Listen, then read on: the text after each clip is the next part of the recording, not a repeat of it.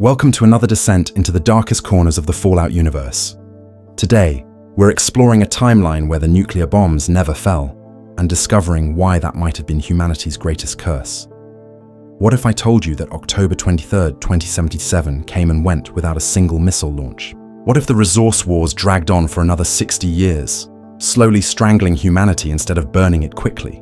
The Enclave wouldn't need to hide anymore. Vault-Tec's experiments would continue for decades with perfect control. The FEV would create precision-crafted super soldiers instead of random mutations. This is the testimony of someone who lived through 6 decades of America, becoming something worse than any wasteland, where consciousness itself became a prison, and humanity evolved into its own extinction. And if you genuinely enjoy this kind of dark storytelling, consider subscribing and liking the channel, but only if it truly resonates with you. My name doesn't matter anymore. What matters is that I lived through it all. The year is 2137, and I'm recording this in what used to be Boston. The bombs never fell. Sometimes I wonder if that was the cruelest joke of all. You probably think nuclear war would have been the worst outcome. You're wrong. I was 23 in 2077, fresh out of college, working for General Atomics. October 23rd came and went. The sirens never sounded. The missiles stayed in their silos. The world just kept grinding forward into something worse than any mushroom cloud could create. The resource wars didn't end with nuclear fire. They ended with starvation. China retreated after Alaska, not because we nuked them, but because they ran out of fuel to fly their planes home. Half their army walked across Siberia. Most didn't make it. We called it victory. The government threw parades while gas hit $200 a gallon. By 2078, they stopped pretending America was free. The Enclave didn't need to hide anymore. President Richardson signed the Continuation of Government Act right there on live television. Democracy was suspended for the duration of the energy crisis. That crisis never ended. Neither did the suspension. I remember the day they came for my neighbor. Mrs. Chen had lived next door for 30 years, born in Sacramento, American as apple pie. But her grandparents came from Taiwan. That was enough. The loyalty assessors, that's what they called themselves, dragged her out at 3 in the morning. Her daughter tried to stop them. They shot her in the street, left her there for 2 days as a warning. The vaults kept getting built. Vault-Tec had contracts through 2090. Without the bombs, they had to get creative with recruitment. Started offering financial incentives. Pay off your mortgage. Guaranteed food and water for life. Safety from the food riots. People signed up willingly. They had no idea what they were signing up for. I had a friend who went into Vault 111. They told him it was a cryogenic preservation program. Said they'd wake him when things got better. That was 2082. We hacked their systems in 2095. He's still frozen. They're testing how long human consciousness persists in cryosleep. Running experiments on his dreams. He's been having the same nightmare for 40 years. The cities started eating themselves by 2085. Boston, New York, Los Angeles, all of them. Without oil for transport, food couldn't reach the urban centers. The government prioritized military installations and research facilities. Everyone else got ration cards, 1 meal a day if you were lucky. Protein paste made from processed insects and recycled organic matter. The label said beef substitute. We all knew what it really was. They built walls around the cities, not to keep people out but to keep them in. Anyone caught trying to leave without transit papers got sent to the detention centers. Those were worse than any Vault experiment. At least Vault-Tec had to keep their subjects alive for data. The detention centers just needed bodies for the FEV trials. Oh, you need to understand what FEV became without the bombs. The forced evolutionary virus was supposed to create super soldiers for the war that never came. So they found another use for it. The military needed soldiers for the resource retention forces. Soldiers who didn't need food, didn't need water, didn't feel pain, didn't question orders. The first successful FEV subject was Captain Marcus Williams. I watched his transformation myself. They stretched him out on the table, pumped him full of the green stuff. His bones cracked and reformed. Muscles bubbled under his skin like boiling water. He screamed for 6 hours straight. When it was over, he stood 8 feet tall, could bend steel with his hands, and didn't remember his own children's names. They made thousands of them. Super mutants, they called them, just like in the old contingency plans. But these weren't random mutations from radiation. These were precision-crafted weapons. They gave them memories, false ones, of Chinese atrocities. Programmed hatred directly into their reconstructed brains. Then they set them loose on anyone who resisted the new order. The technology kept advancing in all the wrong ways. Without nuclear winter, the scientists had decades to perfect their craft. Power armor got smaller, deadlier. By 2100, a single soldier could level a city block. They didn't need armies anymore, just compliance operators. One squad could control 1 million people. Robco and General Atomics merged in 2094, called themselves Unified Defense Systems. They built robots that could think, really think. Not just artificial intelligence, but artificial consciousness. Then they gave those conscious machines orders to kill. Mr. Handys with flamethrowers became standard law enforcement. Protectrons that could feel fear but couldn't disobey. Imagine being trapped in a metal body, aware of every horrible thing you're forced to do, unable to stop yourself. What do you think was worse? Drop your thoughts in the comments. The quick death of nuclear fire or this slow strangulation of humanity?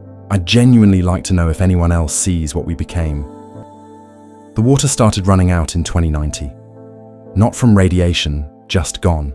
Aquifers drained, rivers diverted to military facilities, rainfall dropping every year from the industrial pollution. They started the water allocation protocol. Your daily ration depended on your social compliance score. Speak out against the government. Your family goes thirsty. Your children get 1 cup while they watch you get none. China didn't disappear. They just went underground. Literally. Built entire cities in mountain ranges, powered by geothermal energy. They stopped trying to fight us with armies, started fighting us with time. They knew we'd eat ourselves eventually. They were right. The real horror wasn't the collapse. It was how normal it became. By 2095, public executions were entertainment. They broadcast them during dinner hour. Families would gather around the television to watch dissidents get fed to the modified FEV subjects, the creatures that used to be human, but were sculpted into something else, something hungry. I worked on Project Metamorphosis. That's what they called the next phase of FEV development. We weren't making soldiers anymore. We were making a new species, humans who could survive on 500 calories a day, humans who could breathe methane, humans who could hibernate for decades. The Enclave wasn't trying to save humanity. They were trying to replace it. The children born after 2100 don't remember freedom. They think surveillance is safety, think the food paste is normal, think the screams from the research facilities are just background noise. They volunteer for the experiments, believing they'll become something better. They don't realize they're becoming something that isn't human anymore.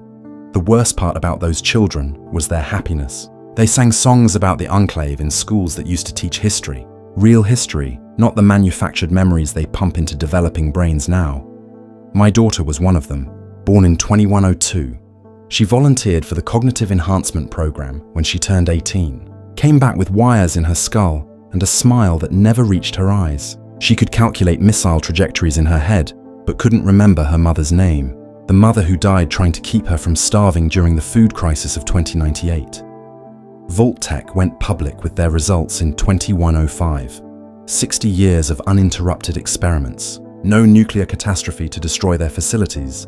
No wasteland chaos to disrupt their data collection. They had perfect control groups. Vault 27 tested overcrowding with 2,000 people in a space meant for 500. After 40 years, they'd evolved their own language, their own religion. They worshipped recycled air and practiced cannibalism as communion.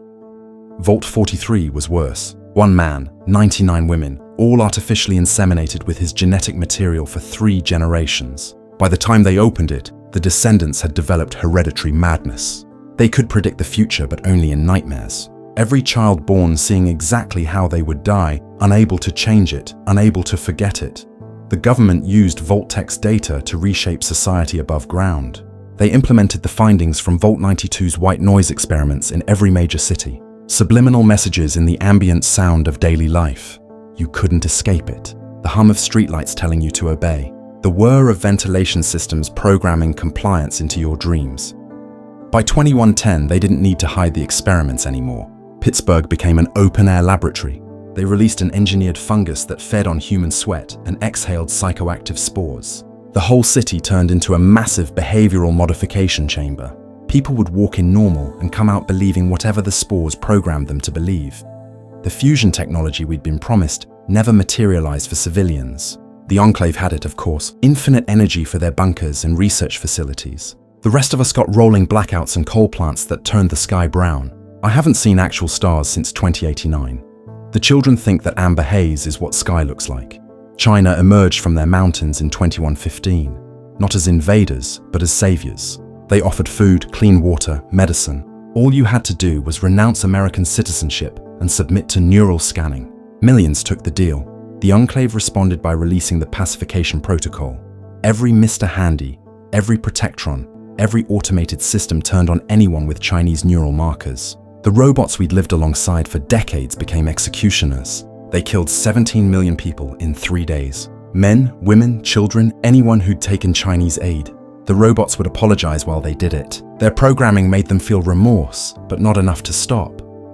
I saw a Mr. Gutsy corner a family in Philadelphia, former neighbors of mine who'd accepted Chinese rice when their youngest was dying.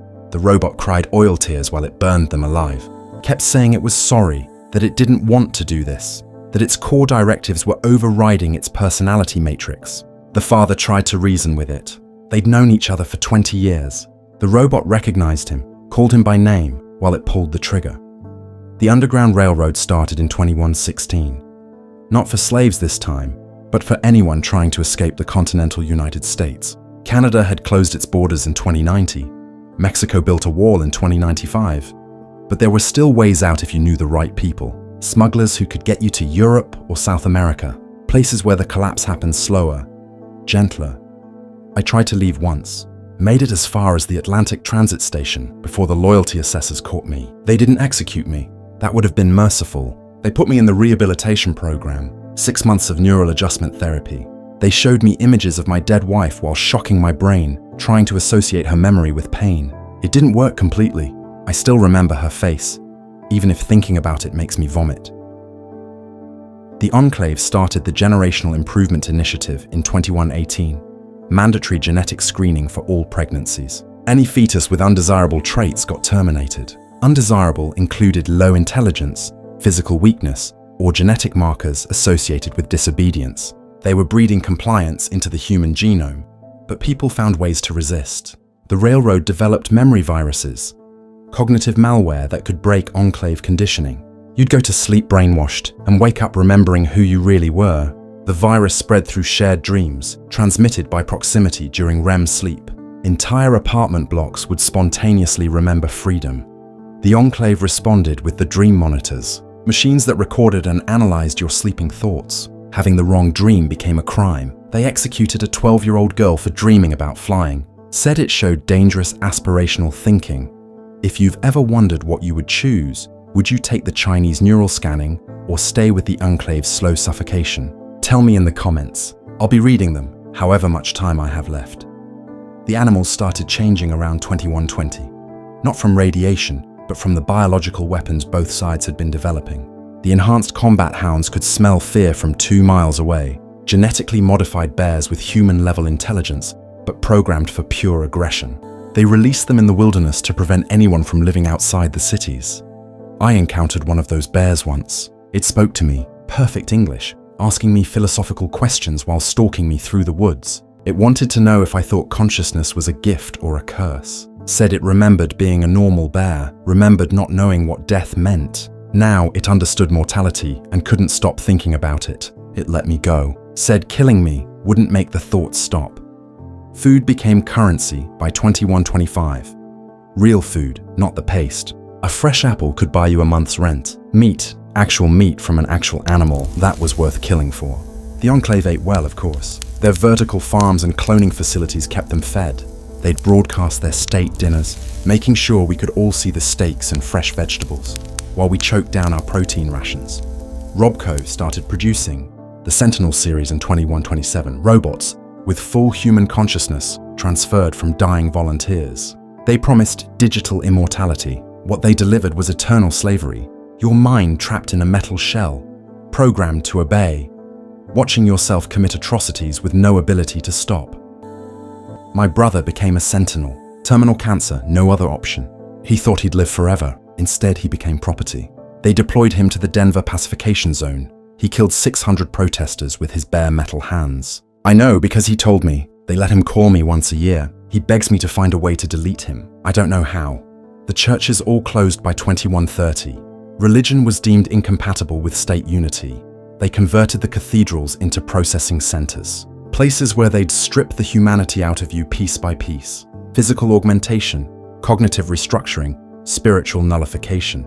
You'd walk in believing in something greater. You'd walk out believing only in the state. But the old faiths went underground. People worshipping in basements and abandoned tunnels. They developed new scriptures for the new world. The Church of the Atomic Prophet preached that the bombs should have fallen, that we were living in a false timeline, that nuclear fire would have been salvation. Maybe they were right. Maybe atomic fire would have been God's mercy compared to this slow rot. The year 2131 brought the consciousness wars.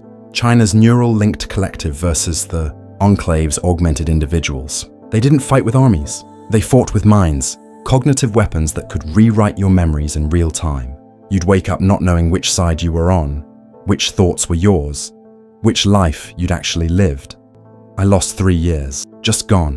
One day it was 2131, the next it was 2134. The Enclave says I volunteered for deep cover operations. China says they rescued me from a rehabilitation camp. I have memories of both, memories of neither. Sometimes I remember having children. Sometimes I remember eating them during the famine. Neither memory feels false. The FEV reached its final form in 2135. Not creating super mutants anymore, but something they called the Unity Protocol.